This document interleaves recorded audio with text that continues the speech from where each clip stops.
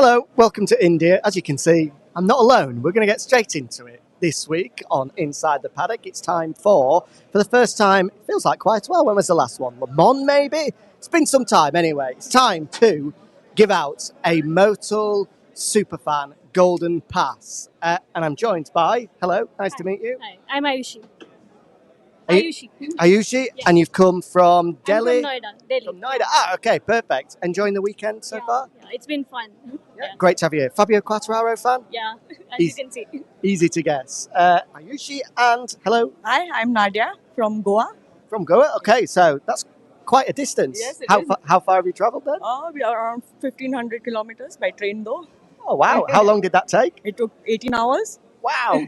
Worth it, though. I mean, Yes. MotoGP in India for the first time in Exactly. 75 years. So. Yeah, it is totally worth it. And Marc Marquez fan? Yes, 100% Marc Marquez's fan. There we go. Easy to guess who they're fans of. Okay, so we've tossed the coin, and Ayushi, you're first, right? Okay, so good luck. Let's crack on. First question.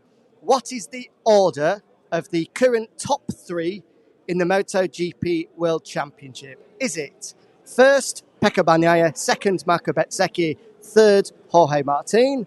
Is it B, this is going to be a complicated one, first, Pecco Bagnaia, second, Jorge Martin, third, Marco Bezzecchi? Or is it C, first Martin, second Bagnaia, third Bezzecchi? It's B. Correct. Well done. 1-0. So, here we go.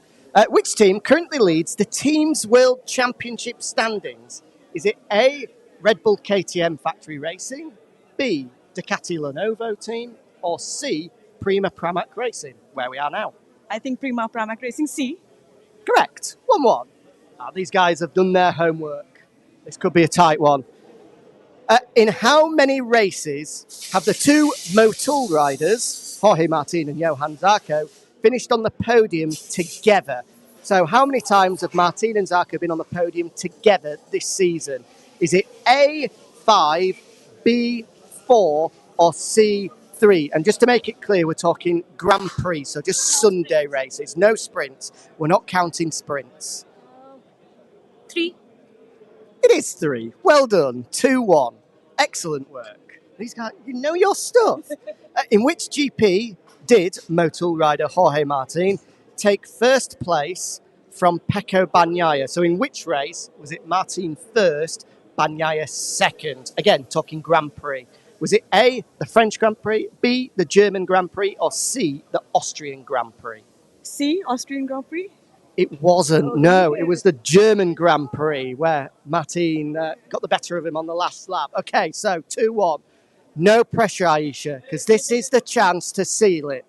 How long is the Bud International Circuit? Is it A, 5.01 kilometres? Is it B, 4.12 kilometres? Or C, 3.89 kilometres? A 5.01 kilometers. Correct. Well done. There we go. 3-1. We have our winner. Congratulations. Great performance. How do you feel? I feel great. There we go. As you should do. Commiserations. How do you feel? Oh, okay, good. Okay. You get a Paddock pack. You do. So here we have the presents. Let me double check. I believe this one is for you.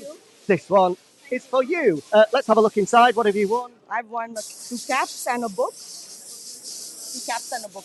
And the best thing, you get to stay here and mill around. Yeah, exactly. So- I'm going to sign all my stuff. Enjoy. And you get to mill around the paddock. I imagine that you're going to go straight down to the factory Yamaha garage down there and try and find Fabio. Yeah, maybe. Let's see. Let's hope for the best. All the best. And if you get a selfie, make sure you put it on Twitter and tag us in it. Sure. Thanks. Have fun, enjoy the weekend. Thank you. Congratulations. And from one Motul superfan to, hello, sir. How are you? Good, how are you? I'm very well. I'm happy to see MotoGP in India, finally, after 34 years I've been following. Aren't we all excited to be Yeah, here? same here. You were the Motul superfan back in 2016, am I right? 16, Valencia. So, what can Aisha expect today? You'll enjoy the experience. I mean, I have gone through this. It is worth living it and worth getting it done. I'm happy for you and congratulations for being a Buzzer fan. And after 7 years, I'm seeing a new super fan There we go. Look at that. Synergy. It's like the Spider-Man meme where they're pointing at each other. And let's have a look at this as well. Talk about Motul Superfans. Anniversary, and that's the 36th Superfan anniversary. Suzuki fan, 300V. That's a brand. It runs a blood, and here's Suzuki and 34 of Kevin Swans. What a man. The man who inspired me to follow Suzuki, Motul, and MotoGP. Well, great to have you here. Enjoy, enjoy, enjoy. Great to meet you. Great to meet you. Enjoy. And if there's anyone from Motul watching, this guy needs to promote your products. He's got 300V tattooed on his arm, for goodness sake. Wow. I mean, Aisha, don't worry. That's not part of winning it. You don't have to go and get a tattoo with 300V on the side of your arm. I mean, that is commitment, dedication to the cause. Fair play to the lad. Right. There we go. All of the fanfare. A Motul Superfan has been crowned once more. Good luck to Aisha. I'm sure she's going to be wandering past us down towards Fabio Quartararo's garage. Welcome to the Bud International Circuit then. It's Saturday. The grid has just been set in a frantic qualifying session which saw Marco Bezzecchi take top spot ahead of Jorge Martin and Pecco Bagnaia. It's the same guys once again. They are the men to beat at the moment. At fourth, Luca Marini, unlucky not to get onto that front row of the grid. A great day for Repsol Honda as well. In particular, Joan Mir, fifth. His best qualifying in the orange of Repsol Honda. Sixth, Marc Marquez. But I'm going to let you into a secret here.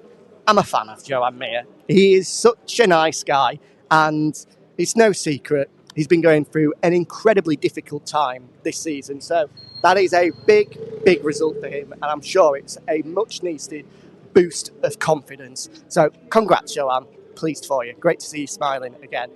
Further down, Alex Marquez, a bit of an injury out. In fact, I've been told to walk slow, but I think that Joan might be leaving here right on cue, and I can tell him how pleased I am to see him smiling.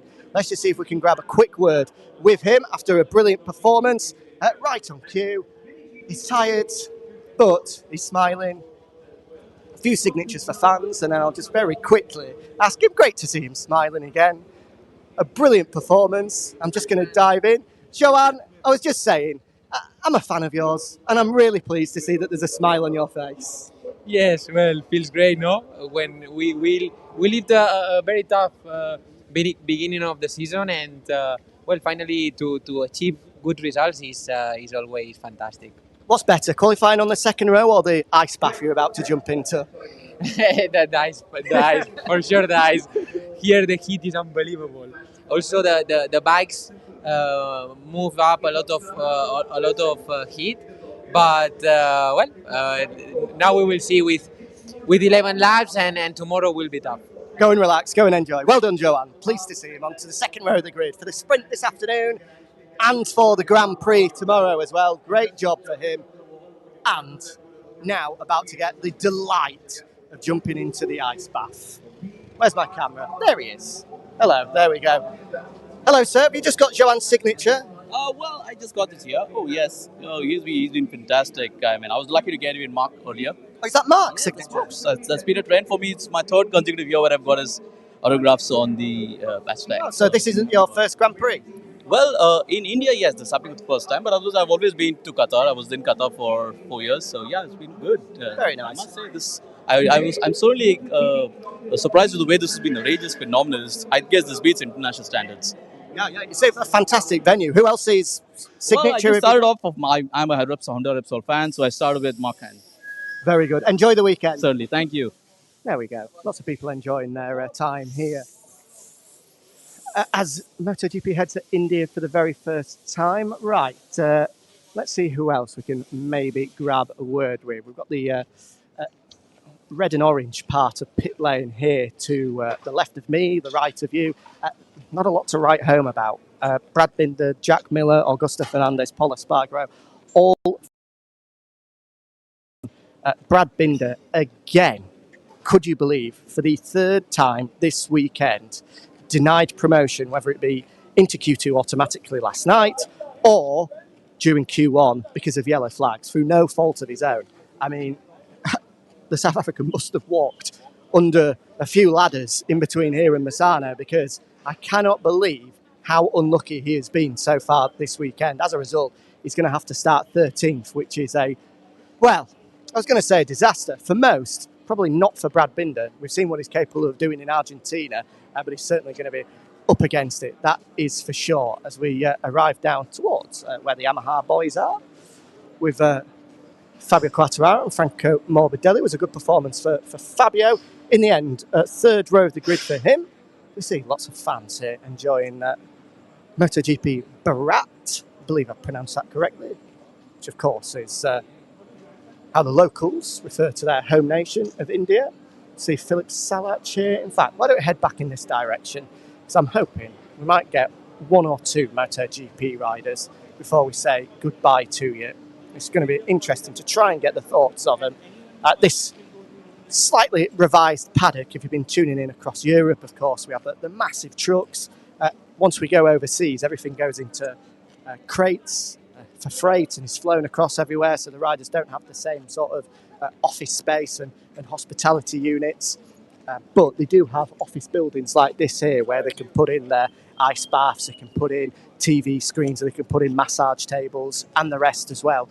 And given the conditions, you just heard Joanne there say it's the most difficult that they've faced probably all season long. That's why they've had to reduce the race distance as well. 1 lap off the sprint, 3 laps off the Grand Prix. As soon as they get off the bikes, as soon as they've done their debriefs, they're onto the scooter and heading straight into some air conditioning, straight into an ice bath to try and bring that body temperature down. Because, as you know, now on a Saturday, not only have they got qualified, they don't have to race in 3 hours' time. So recovery and trying to be at, as much as you can be, optimal performance is one of the big challenges for MotoGP riders in 2023. Heading up past Repsol Honda, where we were previously, we've got the Idemitsu guys here. In fact, that gentleman, come here.